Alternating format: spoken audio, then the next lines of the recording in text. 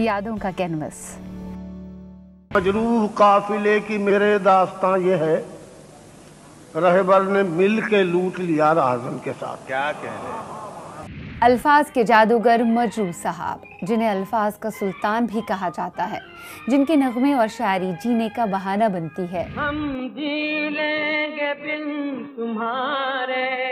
जज्बात और एहसासात को जिंदा कर देते हैं। मुख्तलिफ गुलकारों की आवाज में गाए गए मजरूह साहब के गीत आज भी हमारे कानों में रस घोल रहे हैं।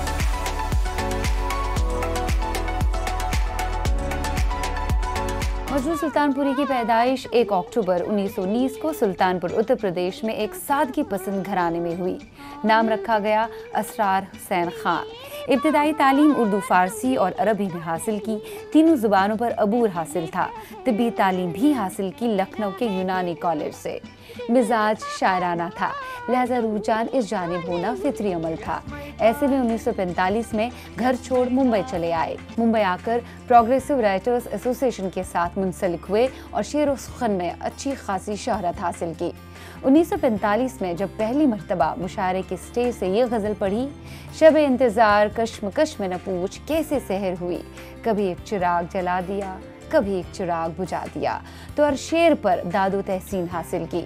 मुशायरे में शिरकत फरमा थे नाउमर प्रोड्यूसर डायरेक्टर AR कारदार। वो इतने मुतासिर हुए कि उन्होंने मजरूह साहब को अपनी फिल्म शाहजहां में गाने लिखने के लिए मुंतखब किया। शाहजहां के मौसीकार थे नौशाद साहब। ऐसे में शाहजहां फिल्म का गाना जब दिल ही टूट गया मजरूह साहब के फिल्मी करियर का पहला गीत बना। हम जी के क्या करेंगे। मजरूह साहब को उन लोगों की मोहब्बत नसीब हुई जिनके कारनामे किसी से पोशीदा नहीं थे। जलीसो हमनशी हजरात में जिगर मुरादाबादी और फैज अहमद फैज जैसे अजीम शायर भी काबिल जिक्र है, जिनके साथ मजरूह साहब ने अपनी कलम को कौमी रंगत दी। जुल्म नर गैरा हज़न से पुकारता है कोई मुझे, मैं फराज़ेदार से देख लूं कहीं कारवाने सहर न हो। सुल्तानपुर में रहते हुए मजरूह साहब ने आज़ादी के मौजू पर बहुत कुछ लिखा और आज़ादी के मतवालों में अपने कलाम के जरिए जोश और जज्बा हुब्बुल वतनी पैदा की, जो बरतानवी हुकूमत सरकार को बहुत नागवार गुजरा। नतीजा, एक अरसे तक जेल की तकलीफों से गुजरना पड़ा।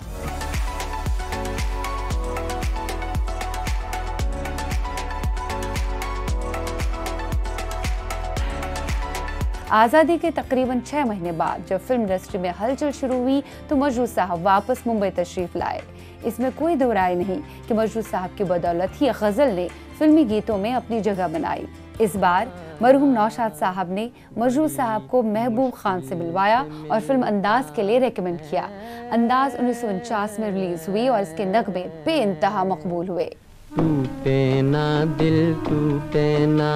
ये चारों गाने मुकेश की आवाज में दिलीप कुमार पर फिल्माए गए और ये मजरूह साहब के कलम का कमाल ही था कि इन चारों गानों की वजह से दिलीप कुमार की शख्सियत को पर्दे पर और निखार मिला।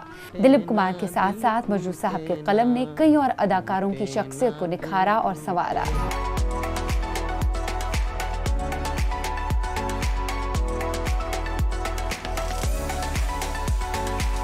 मजरूह साहब की यह खासियत रही कि उन्होंने बदलते माहौल के साथ अपने आप को ढाला, बदलते माहौल की बदलती बोली को अपनी गज़लों, नज़्मों और गीतों की जुबान बनाया।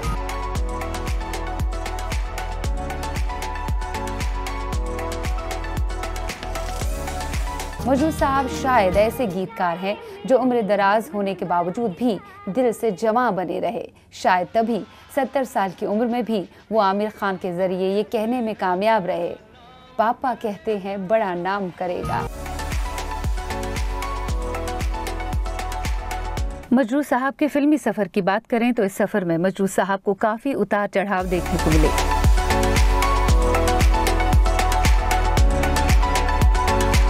फिल्म अंदाज के सुपरहिट होने के बाद मजरूह साहब को उस वक्त ही महाराष्ट्र सरकार ने इंग्लिश में नाम का परचम लहराने के जुर्म में 1 साल तक कैद में रखा।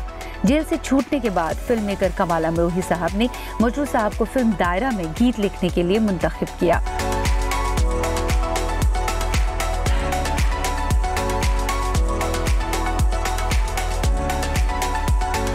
और उसके बाद मुलाकात हुई फिल्म मेकर गुरुदत्त से। संगीतकार ओपी नैयर साहब से, जिनके साथ बहुत ही बेहतरीन और हिट नगमे मजरू साहब ने दिए, जो आज तक कानों में रस घोलने का काम कर रहे हैं। यूं तो मजरू साहब ने हर बड़े संगीतकार के साथ काम किया, लेकिन संगीतकार अनिल बिस्वास, नौशाद, रोशन, लक्ष्मीकांत प्यारेलाल, मदन मोहन, एस.डी. बर्मन, आर.डी. बर्मन के साथ जुगलबंदी अपने आप में एक मुमताज और आला मुकाम रखती है।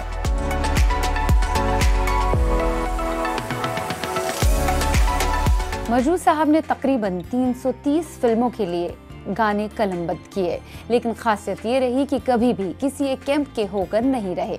सन 1993 में दादा साहब फाल्के अवार्ड से नवाजा गया और दोस्ती फिल्म के गाने चाहूंगा मैं तुझे सांझ सवेरे के लिए फिल्म फेयर अवार्ड से।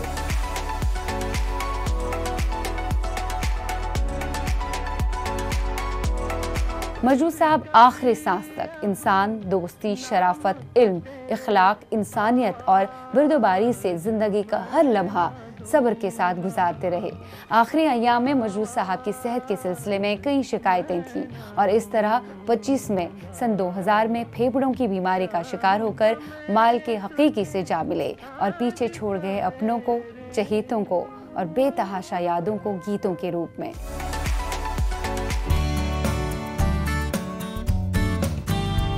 यादों का कैनवस।